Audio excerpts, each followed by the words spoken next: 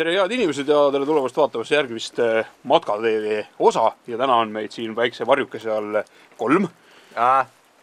Meid on 4. Meid on 4, selge, väike parandus sisse viidud. Meil on Rando, meil on Alex ja siis olen mina.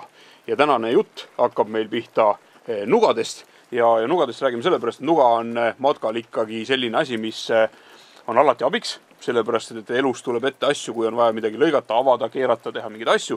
Ja kuna nugade valik on tegelikult poodides väga suur, siis me võtsimegi mingisugused erinevad lahendused siia ja tänase saate lõpetuseks siis viime läbi väikse challenge ja vaatame, kuidas mingi noa kategooria või grupp mingisuguses olukorras hakkama saab. Aga hakka sa, Rando, enda poolt tutvustama, mis sinu käes on?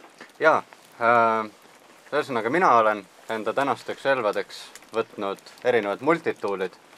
Siin konkreetselt on mul 2 Leathermani, Skeletool, minu enda isiklik, siis täiesti top of the line, kus on absoluutselt kõik kellad, viled olemas ja titaanium detailid ka küljes, Leatherman Charge, mis võiks siis olla selline hardcore matkamehe tööriist. See Skeletool on rohkem selline linnainimese variant, et siin on natukene vähem asju, näeb võib-olla mõneti seksikam välja, aga kõik oluline, mida mul igapäeva elus vaja on olemas. Ja kolmandaks oleme kõrvale võtnud sellise noa, mida toodab Ferrino, mille ainuke eesmärk on olla tegelikult odav vahend.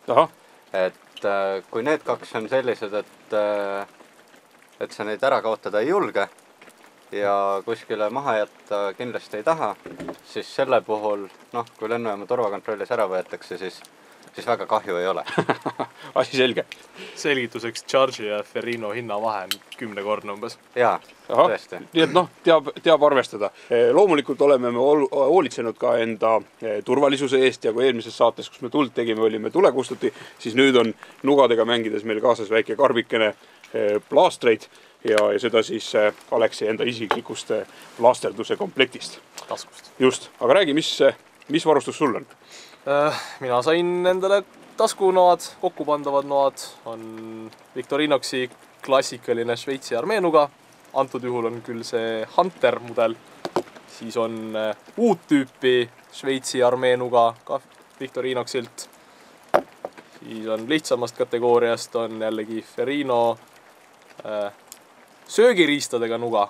Ja mina olen sattunud siis selliste mõnusate nugade kimpu või sekka ja loomulikult olles tubli televaataja, vaadates ära kõik ellujäämissarjad, mis televiisorist tulevad, siis Bear Grylls on praegusel hetkel kõige kõvem sõna ja hakkamegi siit pihta. Esiteks kõige mõnusam ja selline matkanuga tuleb välja sellest suurest vutlarist ja siin sees on täiesti elus machete, mida küll mingitel andmetel Soomes enam müüa ei või, sest see on natukene liiga rets asi, millega tänaval ringi käia.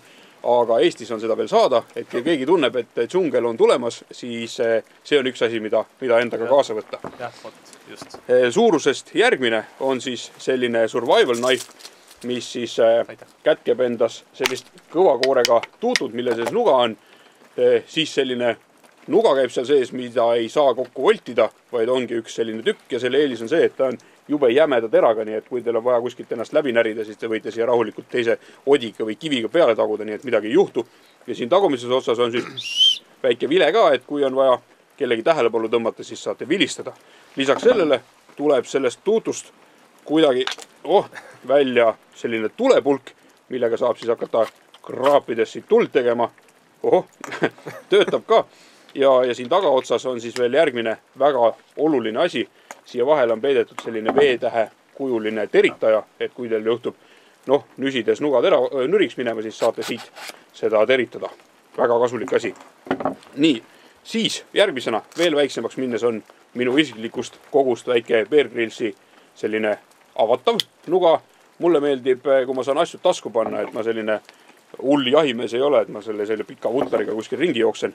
Ja see on täiesti mõistlik ja selle eelis on ka see, et tal on selline hästi lai tera ja siis saab siia ka erinevaid asju taguda. Ja veel üks tore nuga, mis tera nimetuse poolest kannab nimetust Tanto, mis tuleb jaapanikeelsest sellisest mõõga terminoloogiast, on siis sellise lõigatud otsaga. Aga selle noa eelis on siis see, et ta on hästi õhukene, mahub igale poole vöö vahele, mahub igale poole taskusse, käib ilusasti kokku. Siin on üks suur auk, kus saab suure karabiniga manna enda külge kinni. Ja siin on ka olemas siis see juba ennist mainitud väikene klambrikene, millega saab selle künnitada rihma külge. Pean tunnistama, mulle tegelikult täitsa meeldib. Muidugi mul jäi enne mainimata, et Victorinoxi nugadel on väga palju erineva otstarbega asju. On nii nuga, saag, konservinuga kui ka pudeliavaja ja muidugi kruvikeerajad, ristpea kruvikeeraja ja korgitser, matkal väga hädavajalik asi. Aha, mis ka meie tänasest challenge'ist vaikselt läbi käib, aga selle Victorinoxi kohta tasub kindlasti öelda seda, et sellel on ju mingisugune meeletu garantii. Jah, on eluaegne. Mis tähendab seda, et kui te selle ära kaotate, siis te võite minna poodi ja küsida endale uue. Aga jah, reaalselt praktikas, kui näiteks peaksid need plastikpaneelid katki minema, siis need saab asendada ja kõik jupid, mis siin võivad näiteks kõveraks minna, saab asendada. Muidugi, kui asja reaalselt ära lõhkuda, siis see enam garantii alla ei lähe, aga asendada saab ikka.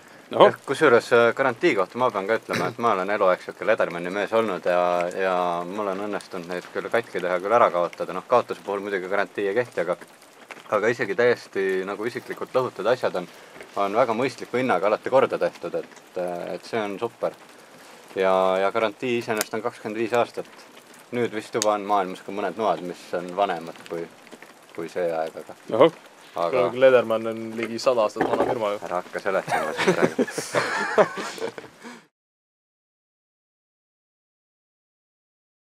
No nii, esimene challenge on meie ees, tomati challenge ja ma selgelt näen, kuidas ma olen võitmas seda challenge'it ja see ei käi nüüd, ütleme, sellise võidu peale, kes kõige esimesena tomati puruks saab, sest seda on muidu lihtne teha ja korras, aga proovime siis teha nii, ütleme nii peened viilud, kui meil tomatist õnnestub teha ja viilutame selle ühe tomati ära, meil on enam-vähem ühe suurused, Aleksin on küll veits väiksem, aga Aleks on väiksem ka, nii et ja tal on nii pisikesed noad ka siin, et sellega lähebki rohkem aega. Ja proovime siis erinevaid nugasid ka. Ja. Nii et härrased, palume käivitada vahendid ja alustame siis lõiketööd. Nii, ja minu esimeseks relvaks saigi kohe see Ledermanni täiesti tuttuus Charge, mis lõikab seda asja nagu kulda.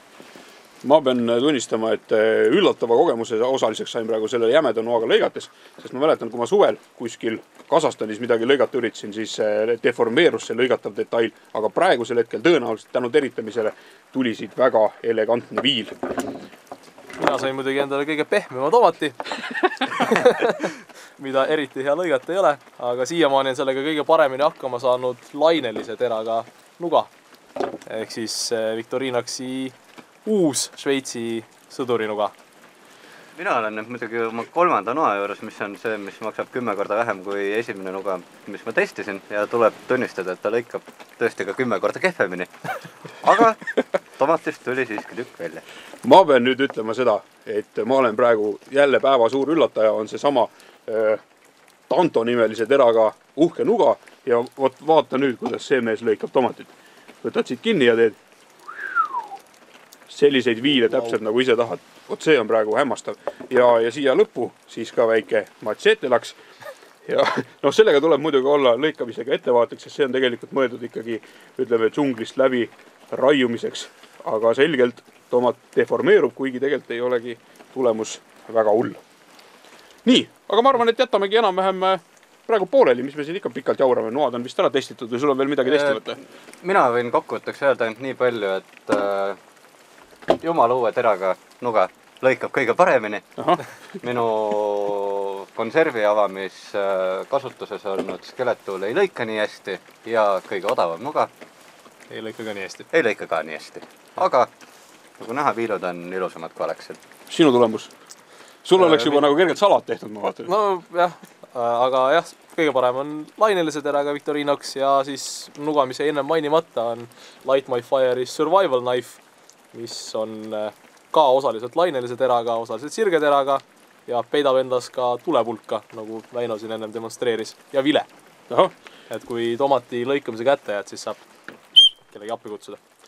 Minu tänane katse tõstis esikohale noa, mis on terav, mis on siis kas teritatud või siis juba originaalis terav ja mis ma pean tunnistama, et nende 4 noaga, millega ma olen täna siin lõikunud, tuli ikkagi tomati lõikamise meistriks seesama õhukene, peenikene Gerberi nuga, mis on täiesti vaimustav ja sellega saate lõigata endale täpselt selliseid asju. Selle eeliseks on muidugi see, et tema tera on ka nende teistega võrreldes kõige õhem ja läheb siit tomatist ilusasti läbi. Aga taasteritatud ja muud teravad noad tegelikult saavad tomati lõikamisega väga hästi hakkama. Nii et loeme selle katse lõppenuks ja õnnestunuks ja peab tunnistama, et me tegelikult saime kõik sellega hakkama, nii et kõikide nende vahenditega on võimalik tomatit lõigata. Tähelepanu, valmis olla. Läks.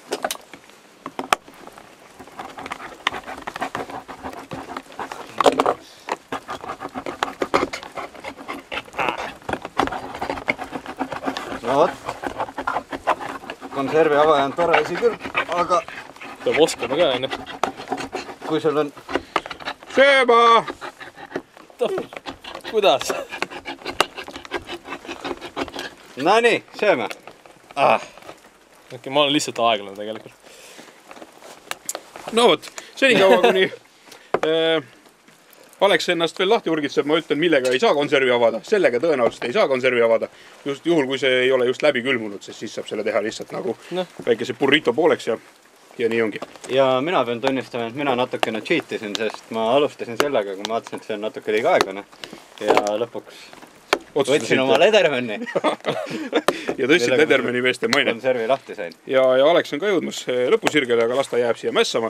Senikaua me võime ära võtta tema lusika ja võtta siit juba ampsu seda head kala.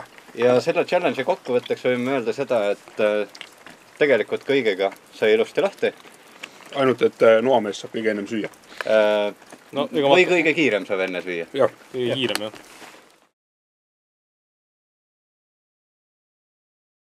Järjekordne challenge on siis saagimises ja kuna mina, noamees, olen ainuke, kellel saagi pole. Mul on siin vähemalt pisikest nuga, millel on väiksed hambad külles, aga sellist oksa nendega saagima ei hakka ja kuna mul on vaja enda nuga ikka sellest läbi taguda, siis ma pean kõigepealt tegema endale asja, millega taguma hakata. Nii et teie võite rahulikult hakata challenge'iga pihta ja saagima. Ja mina siis vaatan pealt, kuidas te tööd teete. No nii. Tähelepanu, valmis olla. Läks. Ma olen siis, teen endale väikse tükikese puhul.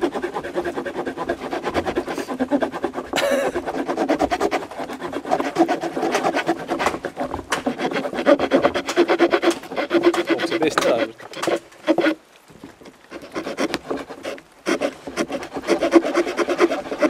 Kaugel te olete muidu oma saagimisega? Mina ühe noaga sain nüüd poole peale, siis mõtlesin, proovin, kuidas natukene soodsam klassi nuga töötab ja pean tunnistama, et taaskord võtan ette kätte selle Ledermanni Top of the Line toote. Ja ma raiskan muidugi aega ja põhimõtteliselt on muidugi need Victorinoxi saed mõlemad sama head. Sa võid ka murda, sest ta juba läks niikuinii cheatima siit. No. Ehk siis kokkuvõtteks, kui teil on vaja küttepuid ja hästi kähku saada, siis Machete on kindlasti see mees, kes võidab. Ja kui teil on ikkagi vaja teha peened tööd ja saagida midagi läbi, siis on ikkagi saagidel oma eelis olemas. Ja kui teil on vaja sooja, siis need töötavad palju varem. Seda küll, siis ei ole lõket vajaga. Seda moodi.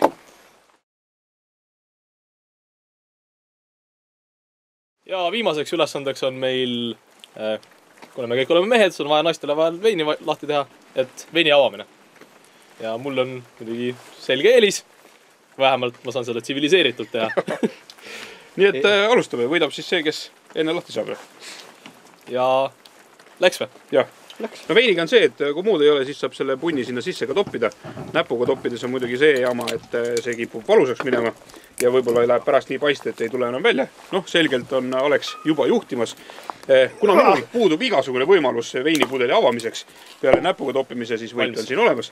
Siis mina olen näinud internetis ühte sellist videot, et kui sa ilge litri saapaga paned vastu veinipudeli põhja, siis iseenesest pidi kork välja tulema ja selle saame kohe ära testida.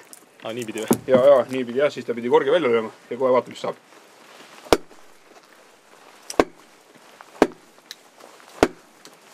Mina olen näinud sellist varianti, et paned padja veinipudeli alla ja siis lööd vastu seina. Jah, ma pean tunnistama, et ma olen saanud petta, sest ütleme, soovitud avanemist siin ei jätkunud või ei järgnenud sellele minu katsetusele. Ja mul ei ole isegi sellist töövahendit, et seda siia sisse suruda, sest noad lähevad kõik otsast nii laiaks. Nonii, mina sain selle sisse lükatud. Tervist. Palju õnne. Ma lähen toon omale ka vein.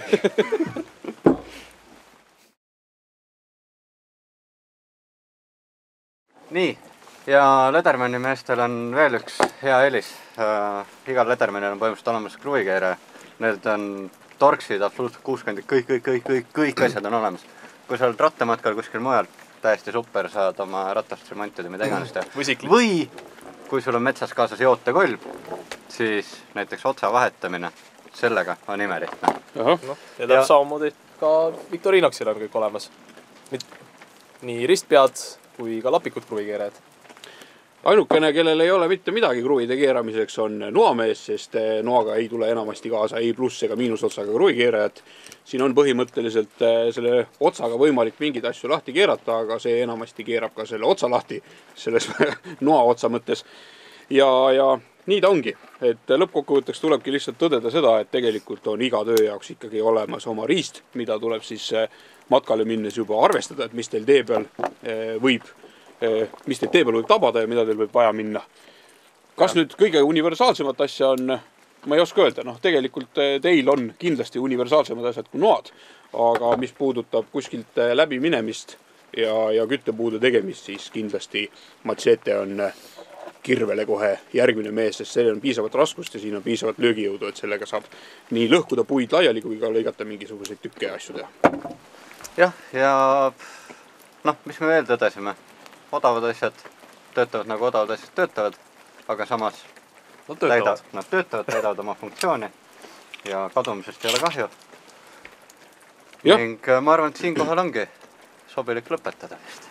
Minu tänane üllatusesineja on see pisikene Gerberi nuga. Ma nüüd täpselt ei tea, mis selle nimi on, aga pildi järgi saate ehk üles otsida. Kui saame video alla kirja panna, mis asi see on. See lõikas, kui teil on vaja lõigata igasugused asju ja süüa teha, siis see lõikab ideaalselt. Ma kujutan, et sellega on isegi kala väga lihtne puhastada ja teha mingisuguseid asju. Mulle väga meeldib minu Light My Fire'i Survival Knife, aga mulle järjest rohkem hakkavad meeldima Victorinoxi noad. Jah, sest neil on ka väga palju omadusi. Minu relvadest kahtlemata kõige parem oli see Lederman Charge Titanium, aga pean tunnistama, et linnainimesena iga päev taskus kandmiseks valin ma ikkagi selle sama skelettooli, kus on olemas kõik, mis vaja ja mitte midagi ebavajalikku.